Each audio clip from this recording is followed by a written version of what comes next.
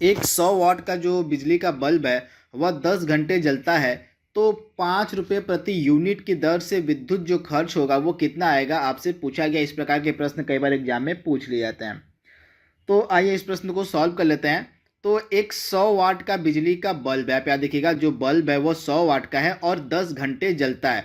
तो व्यय ऊर्जा आपकी कितनी होगी, व्यय ऊर्जा आपकी कितनी होगी, तो इसे आप याद रखिएगा, 100 वाट का बल्ब मल्टीप्लाई बाई 10 घंटे हो जाएगा आपका, तो हो जाएगी आपकी व्यय ऊर्जा कितनी, तो 1000 वाट घंटा। कितना हो जाएगा, 1000 वाट घंटा आपकी व्यय ऊर्जा हो जाएगी।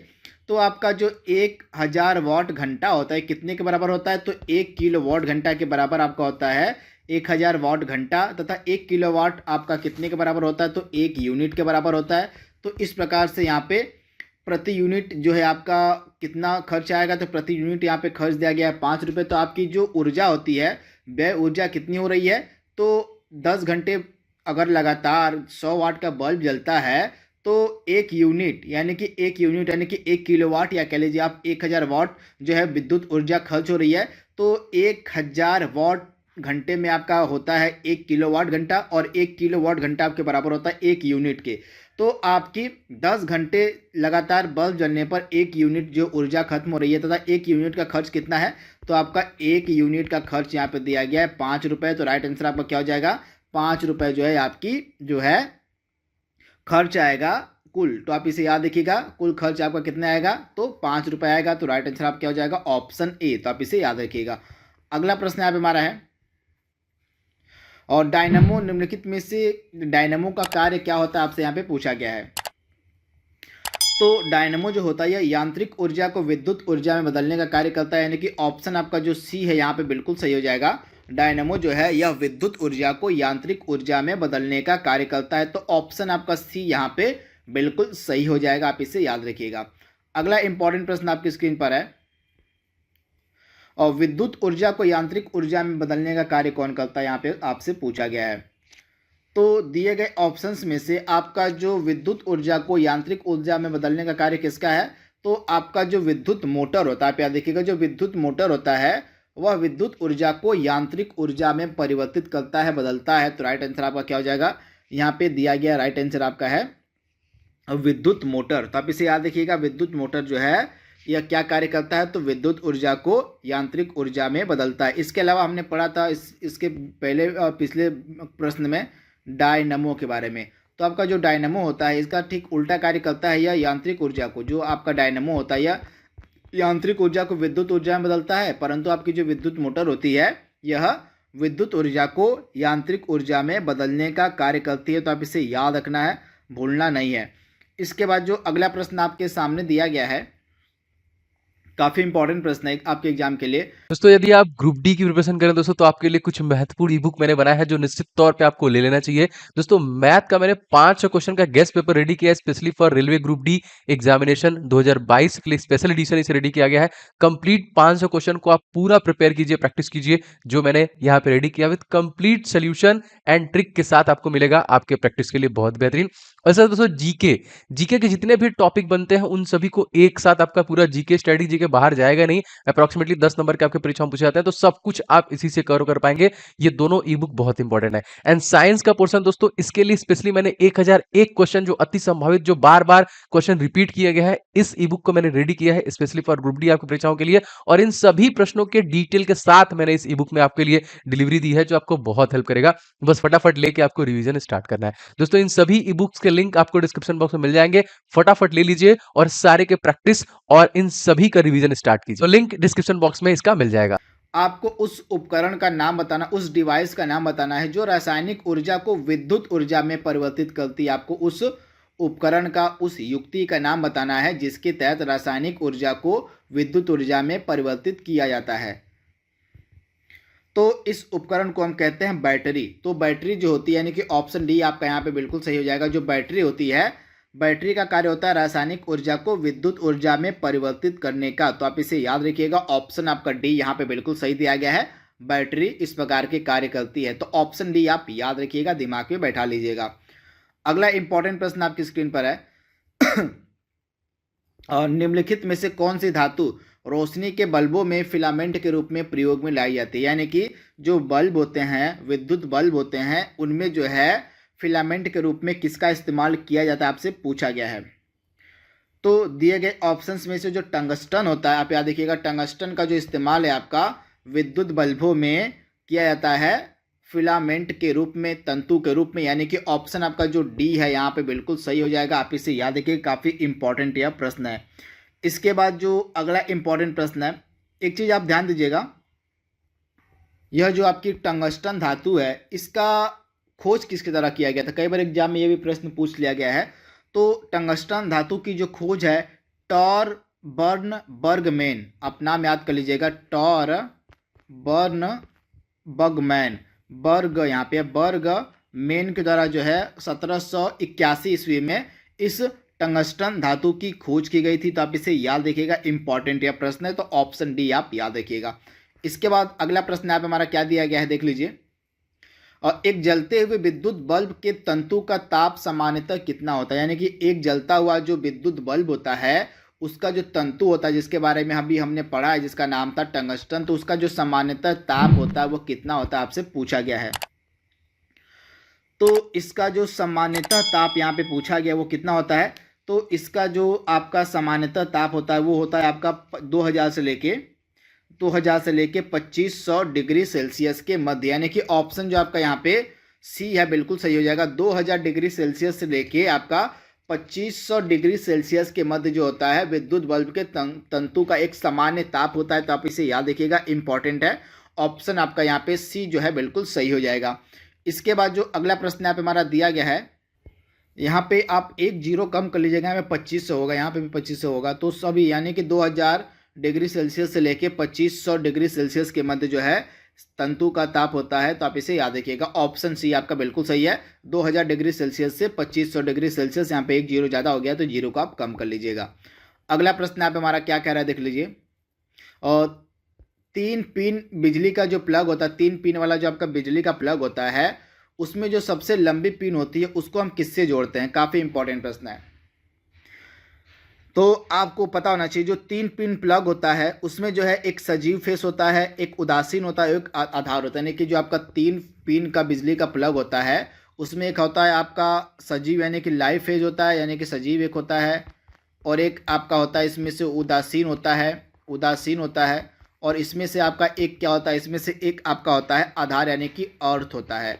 तो इसमें से आपका 3 पिन वाले प्लग में से सबसे लंबी जो पिन होती है उसको हम किससे जोड़ते हैं, आधार सिरे से। यानी कि सबसे लार्ज यानी कि सबसे जो लंबी पिन होती है उसको हम आधार सिरे से जोड़ते हैं।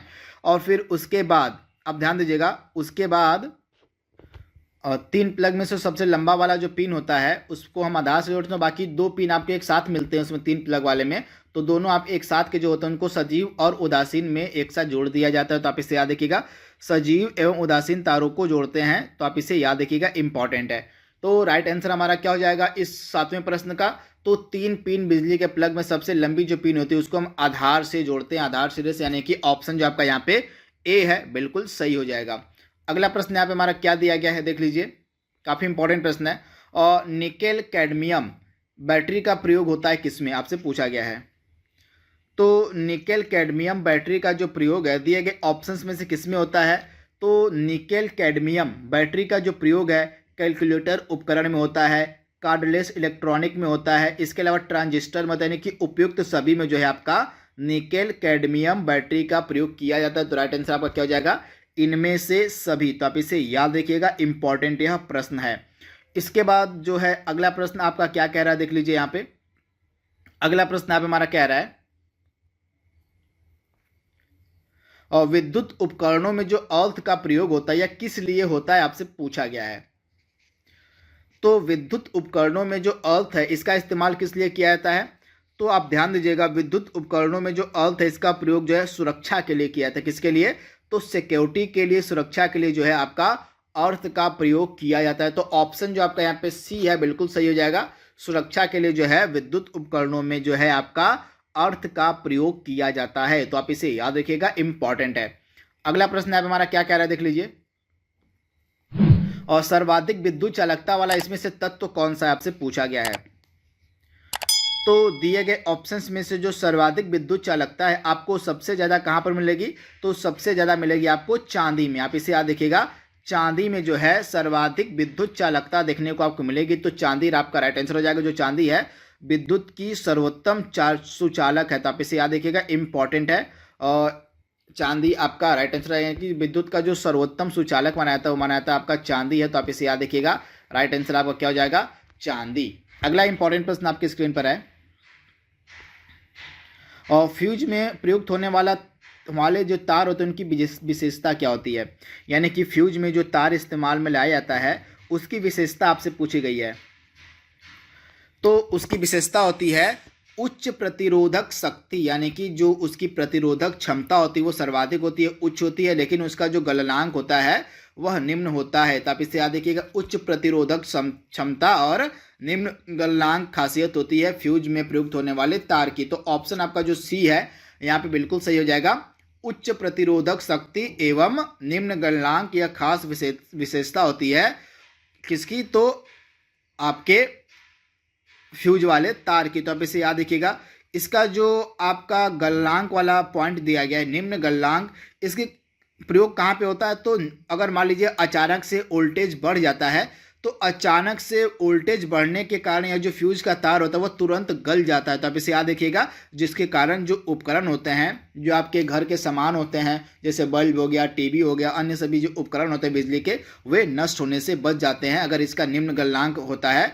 तो जैसे ही कोई शॉर्ट सर्किट होता है, कोई अचानक से वोल्टेज बढ़ जाता है, जो फ्यूज वाला तार होता है वह तुरंत गल जाता है। तो आप इसे याद रखिएगा, इंपॉर्टेंट है। अगला प्रश्न आप हमारा क्या कह रहा है, देख लीजिए। और घरेलू विद्युत सप्लाई के दौरान काले रंग का आवरण युक्त तार का मतलब क्या होता है। तो आप ध्यान से याद कर लीजिएगा, जो काले, तो आपके यहाँ जो तार का प्रयोग होता है, मेनली तार में 3 रंग होता है, आपको पता होगा। जो मेनली तार होता है घरेलू विद्युत सप्लाई में, जो मेनली तार का इस्तेमाल होता है, तो उसमें 3 रंग आपको देखने को मिलेंगे। एक रंग आपका होता है कौन सा, एक आपका रंग होता है रेड रंग होता है, एक आपका ब्लैक होता है, और एक आपका क्या होता है, एक आपका ग्रीन रंग होता है। तो इन तीनों की अलग अलग खास बातें हैं। तो रेड का कलर का जो आपका तार होता है, रेड रंग का जो तार होता है वह सजीव या फेस होता है, यानी कि फेज होता है आपका रेड कलर वाला। और उसके बाद ब्लैक आपका क्या होता है, तो ब्लैक आपका तार न्यूट्रल यानी कि उदासीन होता है। और इसके बाद आपका जो ग्रीन होता है, ग्रीन क्या होता है, तो ग्रीन रंग का जो तार होता है आधार को प्रदर्शित करता है, यानी कि आधार को जो है प्रदर्शित करता है आपका ग्रीन कलर का तार। और ब्लैक कलर का तार जो उदासीन को प्रदर्शित करता है, और रेड कलर का तार आपको फेज यानी कि सजीव को प्रदर्शित करता है। तो इस प्रकार से यहाँ पे ब्लैक के बारे में पूछा गया है। तो ब्लैक कलर का जो आपका तार होगा वो उदासीन तार को प्रदर्शित करेगा, यानी कि ऑप्शन जो आपका बी है यहाँ पे बिल्कुल सही हो जाएगा। आप इसे याद रखिएगा, इंपॉर्टेंट है। इसके बाद जो अगला प्रश्न यहाँ पे हमारा क्या कह रहा है, देख लीजिए। और CFL जो इस समय घरों में इस्तेमाल में लाए जा रहे हैं, तो CFL का पूरा नाम आपसे पूछा गया है। तो कॉम्पैक्ट फ्लोरिसेंट लैंप, क्या नाम होता है इसका पूरा, तो कॉम्पैक्ट फ्लोरिसेंट लैंप इसका पूरा नाम होता है CFL का, यानी कि ऑप्शन आपका जो ए है यहाँ पे बिल्कुल सही हो जाएगा। कॉम्पैक्ट फ्लोरिसेंट लैंप इसका पूरा नाम होता है। आप इसे याद कर लीजिएगा, ऑप्शन ए। अगला प्रश्न यहाँ पे हमारा है, और प्रत्यावर्ती धारा को दिष्ट धारा में बदलने का कार्य कौन करता है।